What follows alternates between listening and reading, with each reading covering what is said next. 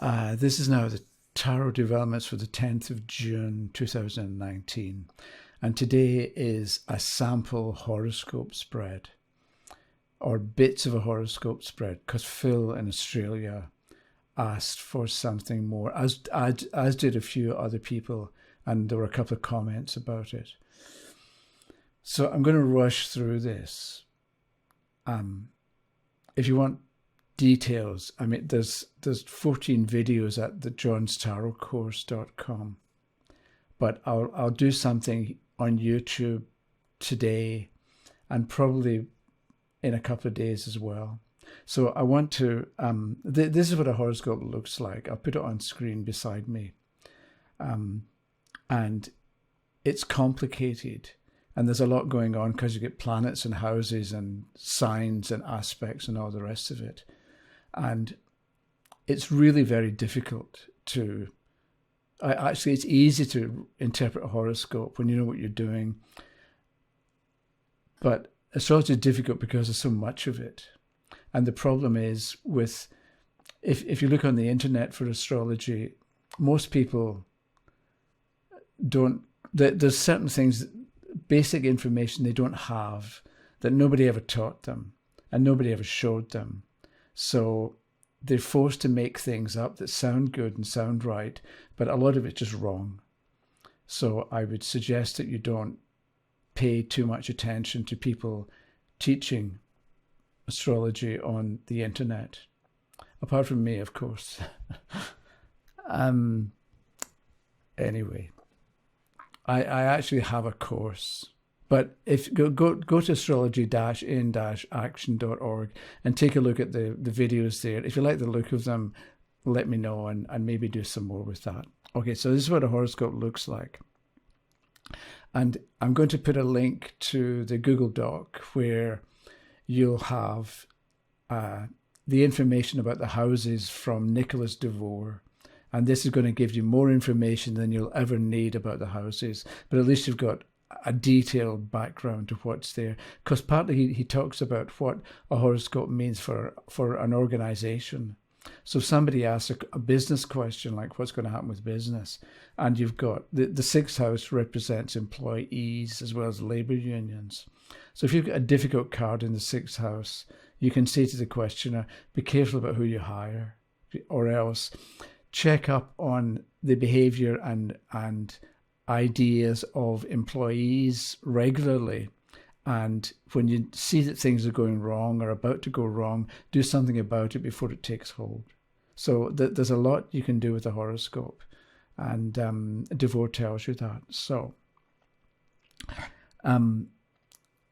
let me quickly go through the 12 houses and give you basic information. And then I'll look at some cards in the houses and put together a little story and a reading for this imaginary questioner. So you've got, if you look at the horoscope, you've got the houses 1 and 7 are opposite each other. 2 and 8, 3 and 9, 4 and 10, 5 and 11, 6 and 12 are opposite. So instead of there being 12 houses, there's 6 pairs of opposites.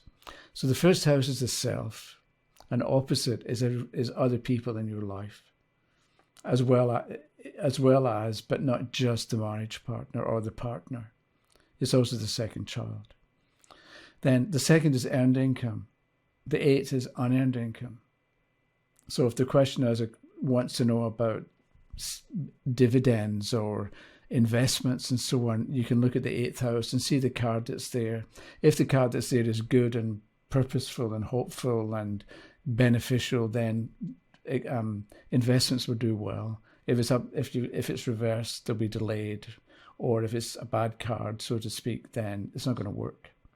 So you've got a way of looking at and knowing what's going to happen in that area of life for the questioner.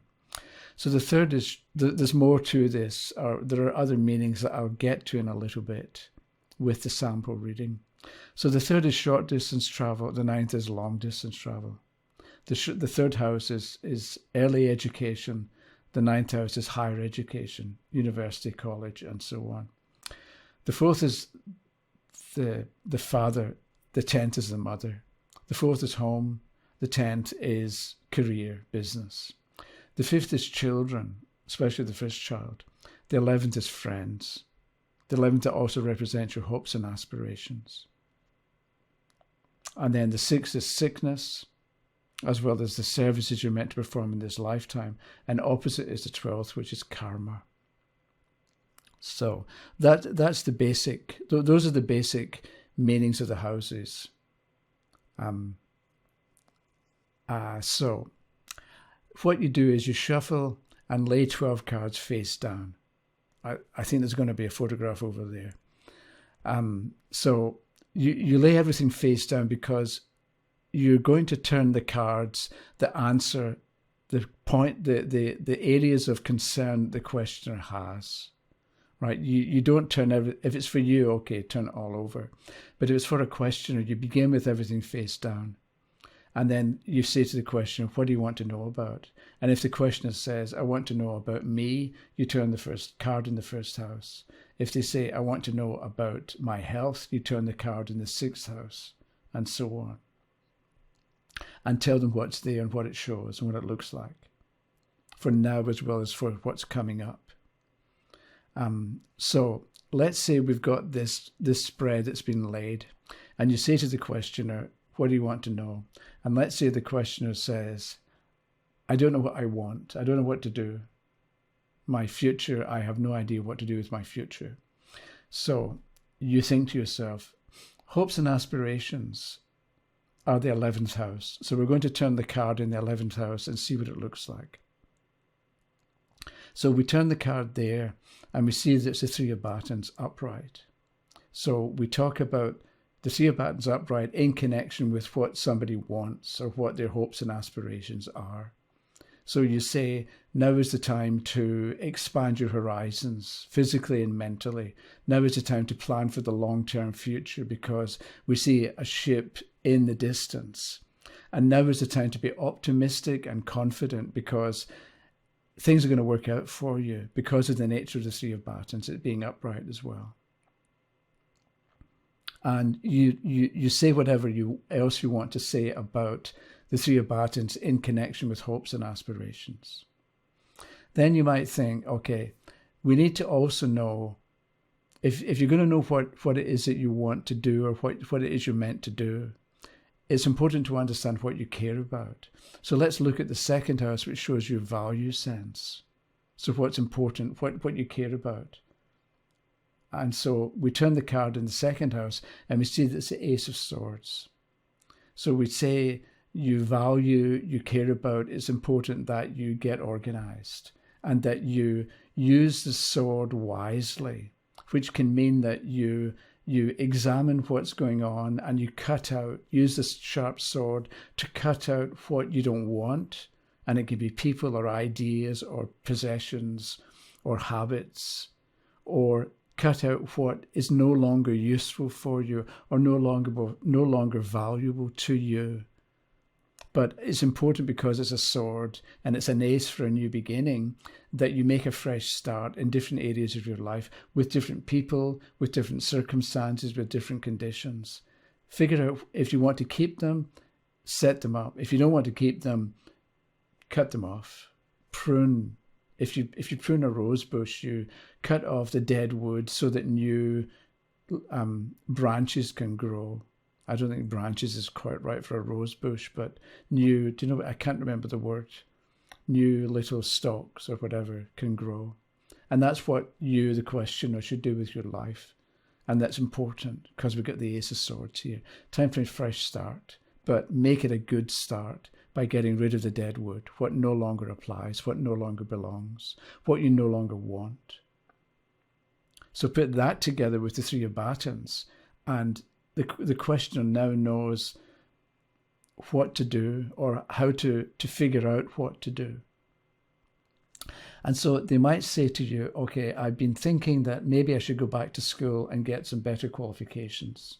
And you look at that 3 of Batons in the 11th house and you say, good idea, because you're meant to expand your horizons mentally as well as physically. So we're going to look at the 9th house, which shows higher education. And so we turn the card there, and let's say we get the the Hierophant reversed. Because it's upside down, I don't think it has to mean no, don't do it. But it's a bit like the Hierophant. It shows somebody with knowledge and understanding, the Hierophant, and you've got the two people down below, the students or the people learning from the expert. So it's quite a good description, I suppose, for higher education, where you've got the professors and you've got the students, and you're supposed to pay attention and listen. But it's upside down. So you say, because we have the 3 of Batons in the 11th house, higher education is a good idea, but the Hierophant's upside down. So it's a bit like something isn't quite right with the way you're thinking about school at the moment. So it may be that you should re-examine the course of study that you want to undertake. Because maybe you've been thinking about web development, but really you should get into graphics, graphic design, or animation, and not just, do you know what, there's a connection between them all. But maybe you've been thinking along one line, but really there's something else that you're more suited to, or that you have a greater interest in. Because somebody can want to do graphic design, but they think, I'm never going to get a job. Whereas I can get a job as a web developer, so I'll do web development. I'm trying to be modern in my examples here. But with the Hierophant upside down, it looks like the questioner needs to re-examine the chosen area of study, or what it is that they want to study, what area they want to become involved in, because something isn't quite right the way they're thinking at the moment.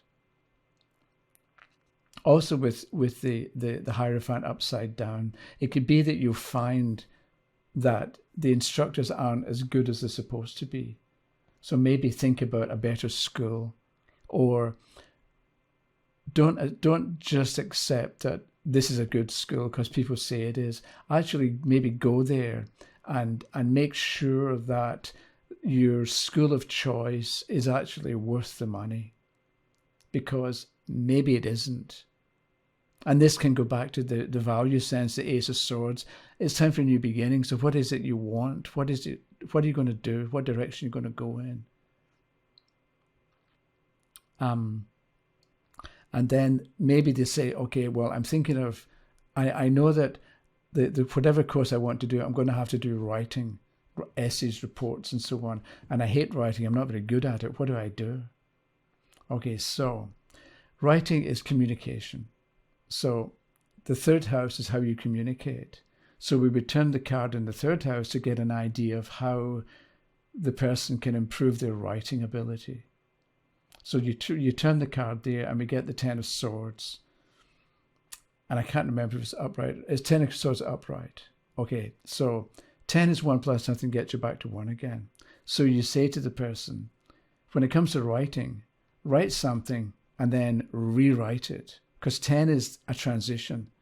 So it means that, or it can mean that you write something, it's not finished.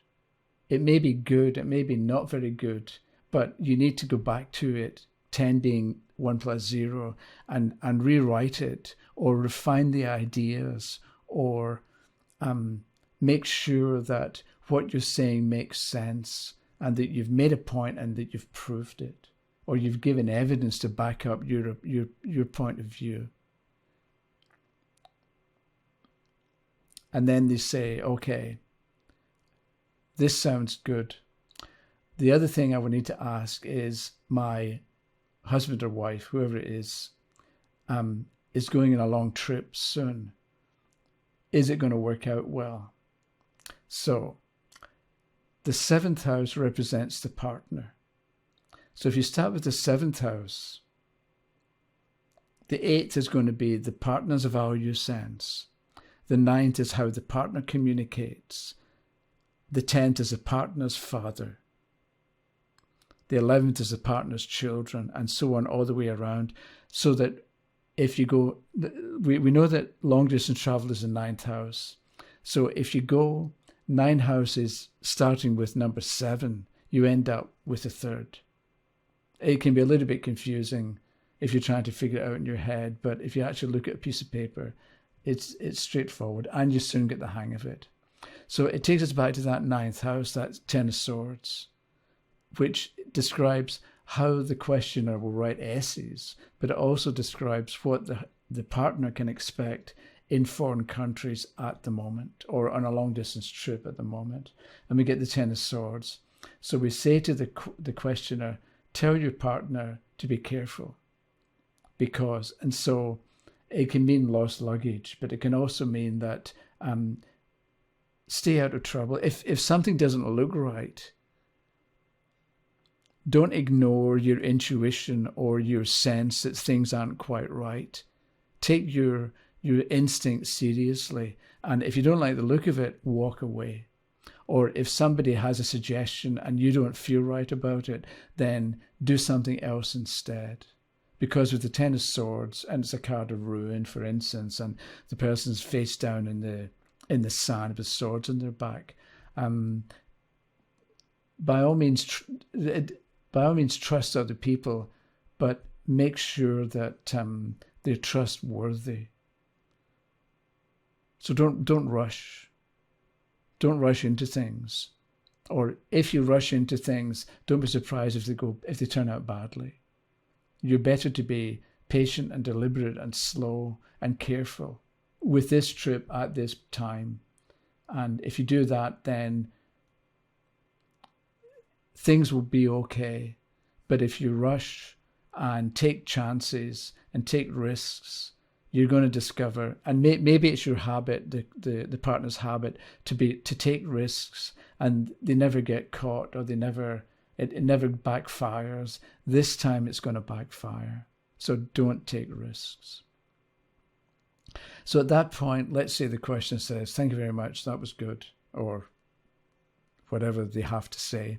And what you then do is you gather up all the cards. You don't turn any more over, because really it's up to the questioner to decide what cards we're going to look at. So if they've had enough, you gather up the cards. You don't look at the cards that were face down, and you put them back in the deck, a quick shuffle, and that's you finished for the time being. That's one example of how to deal with a horoscope spread. So let me stop at this point and see what the comments are, and maybe I'll do a follow-up in a couple of days, but I may do something different. And I think that's it for the moment. Thanks for watching, and have a good day and all that. And remember to like and subscribe, as they say. Thank you very much. Bye-bye.